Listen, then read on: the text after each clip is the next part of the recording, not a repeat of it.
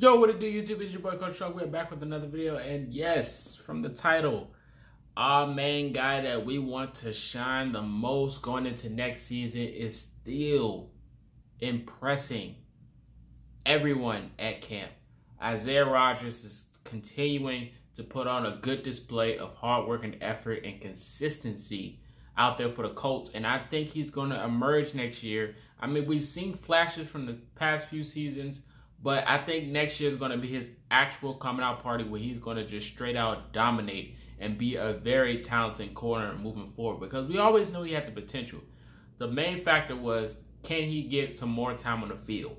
You know, with the departure of Rodgers and him stepping up last year and having a bigger role in the defense, I think he can have an even better season going into next year. And I do have the notes from the first day of training camp right here in front of me. Shout out to Nate Atkins. He had a little article read, pretty much going over what happened and the most important pieces. So, moving forward, he said some notes on the first Colts of mandatory minicamp.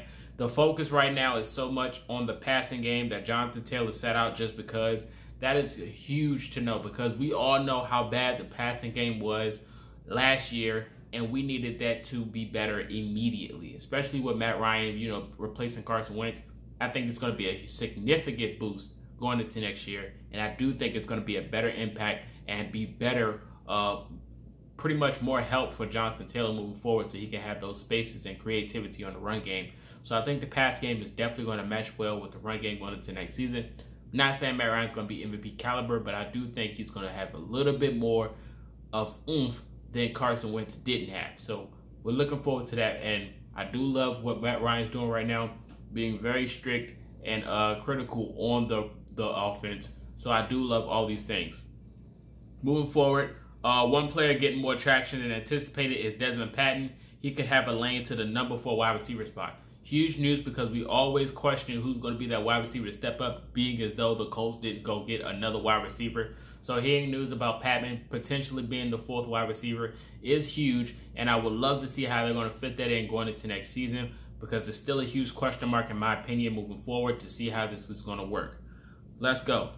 Moving forward, he said, each day we've been out here, Isaiah Rodgers and Bobby Okereke have made plays. Rodgers caught up with Parris Campbell on the sideline, whip route for a PBU. Okereke tipped a Matt Ryan pass for a JoJo Domain pick. Two fast ascending players trying to catch up to a new defense. Bobby Okereke and Isaiah Rodgers continue to impress the Colts front office, the coaches, the staff, and everyone there watching. So that's good to hear for Bobby Okereke, which is huge, because I feel like he can emerge and be very talented as well. He did have a good year last year, but him breaking up a lot of plays in minicamp and, you know, OTAs, it's a huge sign, because we're going to need these moving forward, playing up against these top elite quarterbacks going into next year. Isaiah Rodgers catching up with Parris Campbell on the sideline is huge. A lot of people claim that Parris Campbell is the fastest wide receiver in the Colts locker room. Hence, I did say Ashton Dulin was the fastest wide receiver. I just want to say that. But one of the fastest players on the team happens to be Isaiah Rodgers, which is why he's on the special team. He's very fast. So him catching up to Parris Campbell does not shock me.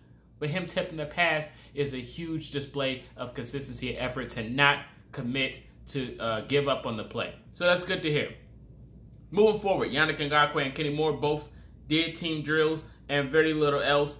They were just easing guys in right now to reserve the reps for younger developing players. Ngakoue had an interesting offseason down in Florida. He and I chatted for a bit, so story coming soon. So we'll have news on Yannick moving forward. He talked to Nate. Kenny Moore did attend minicamp, which was mandatory. So everyone that's claiming, oh, he needs to honor their contract, yada, yada, yada. These players are smart. They know what they're doing when they try to get their money. So don't even try to, you know, play that honor role like that BS. That's why I didn't like people using that word. But that's another story for another day. I'm pretty sure we all knew Kenny Moore was going to come back sometime soon, and he wasn't going to be, you know, selfish enough to not, you know, play and commit himself to the team because of his contract. Like, come on, what are we doing here? He deserves more money. We all know this. Moving forward, end of the conversation. Next up, the most jarring sight was Julian Blackmon out there in the 707 drills. Lord, thank you for having Julian Blackmon out there and being active and committed, ready to go back into next season to see the field. This is the guy we want to see. We want Julian Blackmon back on the field. His presence was amazing when he was out there. But there is a hitch. Khari Willis did not attend mandatory minicamp.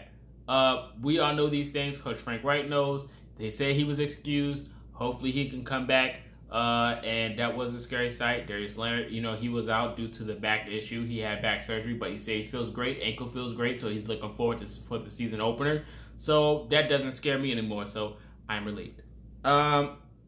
Julian Blackmon moving like what he did, looked like full speed, faster than most of the vets, and displaying his usual radiant energy. Calm down, Julian Blackmon. We need you to go into the season. Take it easy. We love you, though. The snap count is lower than it could be, but he is trending super quickly, and that's pretty much sums up the day one of mandatory minicamp. So, like I said, Julian Blackmon's back out there on the field. Darius Leonard recovered from surgery for his back. We don't know where that came from. I'm pretty sure we'll find out later. He said his ankle is fine, which is good. Isaiah Rodgers had him a good minicamp. And, Khari Willis, he'll be back out there eventually. Everything is looking up at the moment. The offense versus defense, they're going at it. They're battling. Matt Ryan's out there, causing havoc on the passing game. I mean, the defense is stepping up and getting some turnovers, as what we used to seeing. But you guys let me know how you feel about Isaiah Rodgers moving forward, going into next season. How do you feel about the day one minicamp results that I just displayed? And who do you think is going to emerge out of this minicamp into next year and actually keep the consistency? Because we know a lot of these things, the OTAs and minicamps, you can hear some good news, but when the NFL season starts, they just go disappearing. And you'd be like, what happened to the momentum they have from the OTAs and training camp? But let me know that guy. Who do you think is going to be the guy that's going to be good enough in OTAs and training camp and is going to transpire into the regular season? All these things in the comment section. Like, comment, and subscribe. Appreciate you guys for tuning in. This is Marcus, and until next time, you've been Culture Shock.